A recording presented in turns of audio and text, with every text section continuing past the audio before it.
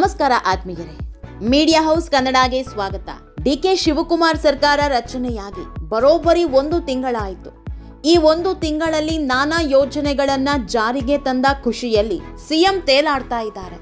ಅಲ್ಲದೆ ಮುಂದಿನ 2 ವರ್ಷಗಳ ಕಾಲ ಕರ್ನಾಟಕದ ಚಕ್ರಾಧಿಪತಿಯಾಗಿ ಡಿಕೆಶಿ ಆಡಳಿತ ನಡೆಸಲಿದ್ದಾರೆ. ಈಗಾಗಲೇ ಮುಂದಿನ 2 ವರ್ಷದ ಅವಧಿಯಲ್ಲಿ ಹೇಗೆಲ್ಲ ರಾಜ್ಯಭಾರ ನಡೆಸಬೇಕು, ಯಾವೆಲ್ಲ ಯೋಜನೆಗಳನ್ನ ಜನರ ಮನೆ ಬಾಗಿಲಿಗೆ ಮುಟ್ಟಿಸಬೇಕು ಅನ್ನೋ ಬ್ಲೂ ಪ್ರಿಂಟ್ ರೆಡಿ ಮಾಡ್ತಿದ್ದಾರೆ. ಅತ್ತ ದಿಲ್ಲಿ ನಾಯಕರು ಕೂಡ ಸಿಎಂ ಡಿಕೆಶಿಗೆ ಸಂಪೂರ್ಣ ಜವಾಬ್ದಾರಿ ನೀಡಿದ್ದಾರೆ.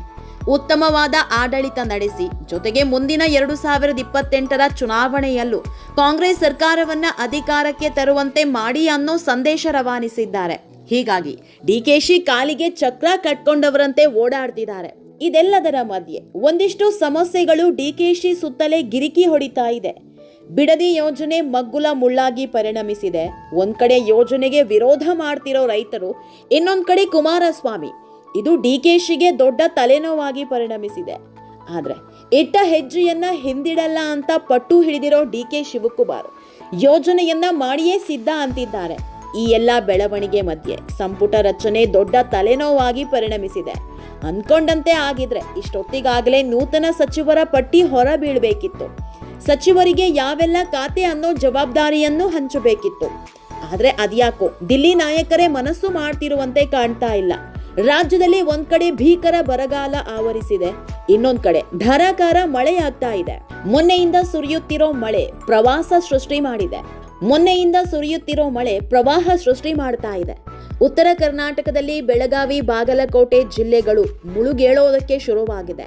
ಮಹಾರಾಷ್ಟ್ರದಲ್ಲಿ ಸುರಿಯುತ್ತಿರೋ ಮಳೆ ನೀರು ಬೆಳಗಾವಿ ಹಾಗೂ ಬಾಗಲಕೋಟೆಗೆ ನುಗ್ಗಿ ಬರ್ತಾ ಇದೆ. ಇದರ ಪರಿಣಾಮ ಕೃಷ್ಣೆ, ವೇದಗಂಗಾ, ದೂದ್ಗಂಗಾ ನದಿಗಳೆಲ್ಲ ಉಕ್ಕಿ ಹರಿಯುತ್ತಿದೆ. ಇನ್ನೊಂದ್ ಕಡೆ ದಾವಣಗೆರೆ, ಹಾವೇರಿ, ಕೊಪ್ಪಳ, ಮಂಡ್ಯ ಭಾಗದಲ್ಲಿ ಸೇರಿದಂತೆ ಅರ್ಧಕ್ಕರ್ಧ ಕರುನಾಡಲ್ಲಿ ಭೀಕರ ಬರಗಾಲ ಆವರಿಸಿದೆ. ಹಲವು ಕಡೆಗಳಲ್ಲಿ ಕುಡಿಯೋದಕ್ಕೂ ನೀರಿಲ್ಲದ ಪರಿಸ್ಥಿತಿ ನಿರ್ಮಾಣ ಆಗಿದೆ.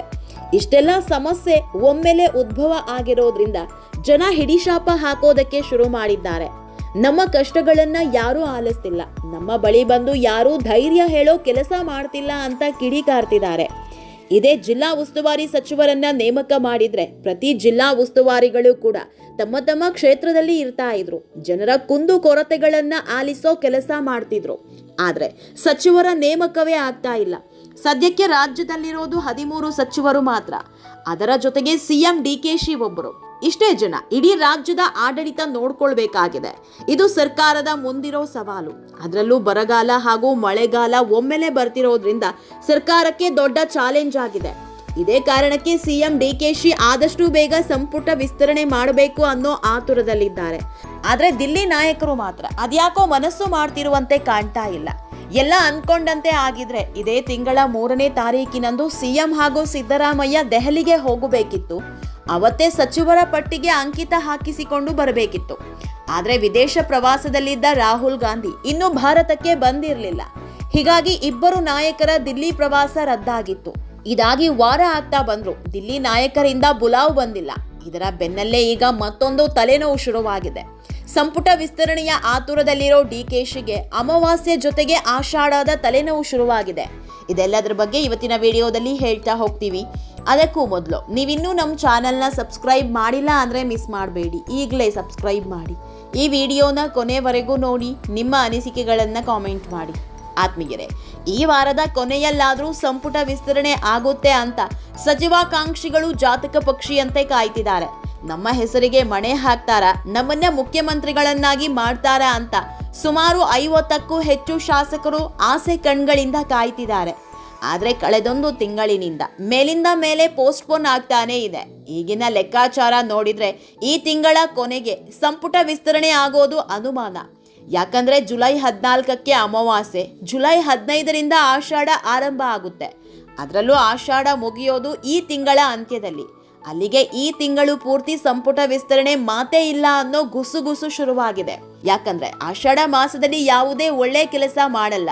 ಸಂಪುಟ ವಿಸ್ತರಣೆ ಕೂಡ ಮಹತ್ವದ ಜವಾಬ್ದಾರಿ. ಅದರಲ್ಲಿ ಸಿಎಂ ಡಿಕೆಶಿ ಯಾವುದೇ ಕೆಲಸ ಮಾಡಬೇಕಿದ್ರು ಸಮಯ ಮುಹೂರ್ತ ನೋಡಿನೇ ಹೆಜ್ಜೆ ಇಡ್ತಾರೆ. ಅಂತಹದ್ರಲ್ಲಿ ತಮ್ಮ ಟೀಮ್ ರೆಡಿ ಮಾಡಿಕೊಳ್ಳೋ ವಿಷಯದಲ್ಲಿ ಆಷಾಢ ಮಾಸದಲ್ಲಿ ಯಾವುದೇ ನಿರ್ಧಾರ ಕೈಗೊಳ್ಳೋದು ಡೌಟೆ.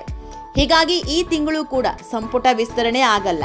ಅಲ್ಲಿಗೆ 2 ತಿಂಗಳುಗಳ ಕಾಲ ಜಸ್ಟ್ 13 ಸಚಿವರು ಇಡೀ ರಾಜ್ಯದ ಜವಾಬ್ದಾರಿ ನೋಡ್ಕೊಳ್ಬೇಕಿದೆ. ಒಂದ್ ಕಡೆ ಈ ಸಮಸ್ಯೆ ಆದ್ರೆ ಇನ್ನೊಂದ್ ಕಡೆ ಸಚಿವ ಸ್ಥಾನಕ್ಕೆ ಕಾಯ್ತಿರೋರದ್ದು ಇನ್ನೊಂದು ಸಮಸ್ಯೆ. ಈಗಾಗಲೇ ಸರ್ಕಾರ ರಚನೆಯಾಗಿ 2 ತಿಂಗಳಾಗ್ತಾ ಬಂತು, ಇನ್ನಿರೋದು 2 ವರ್ಷ. ಹೀಗಾಗಿ ಇದೇ ರೀತಿ ಮುಂದುವರಿಕೆ ಆಗ್ತಾ ಹೋದ್ರೆ ಇರೋ ಸ್ವಲ್ಪ ಸಮಯವೂ ಕೈ ತಪ್ಪುತ್ತೆ ಅನ್ನೋದು ಸಚಿವಾಕಾಂಕ್ಷಿಗಳ ಚಿಂತೆ. ಹೀಗಾಗಿ ಹೈಕಮಾಂಡ್ ನಾಯಕರು ಯಾವಾಗ ಬುಲಾವ್ ಕೊಡ್ತಾರೋ ಕಾದ್ ನೋಡ್ಬೇಕು. ಆದ್ರೆ ಆಷಾಢ ಇರೋ ಕಾರಣಕ್ಕೆ ಈ ತಿಂಗಳಂತೂ ಸಚಿವ ಸಂಪುಟ ವಿಸ್ತರಣೆ ಆಗಲ್ಲ ಬಿಡಿ. ಆತ್ಮೀಯರೇ, ಈ ವಿಡಿಯೋ ನಿಮಗೆ ಇಷ್ಟವಾದಲ್ಲಿ ಲೈಕ್ ಮಾಡಿ, ಶೇರ್ ಮಾಡಿ, ಕಾಮೆಂಟ್ ಮಾಡಿ. ಇನ್ನೂ ನಮ್ಮ ಚಾನೆಲ್ನ ಸಬ್ಸ್ಕ್ರೈಬ್ ಮಾಡಿಲ್ಲ ಅಂದರೆ ಮಿಸ್ ಮಾಡಬೇಡಿ, ಈಗಲೇ ಸಬ್ಸ್ಕ್ರೈಬ್ ಮಾಡಿ.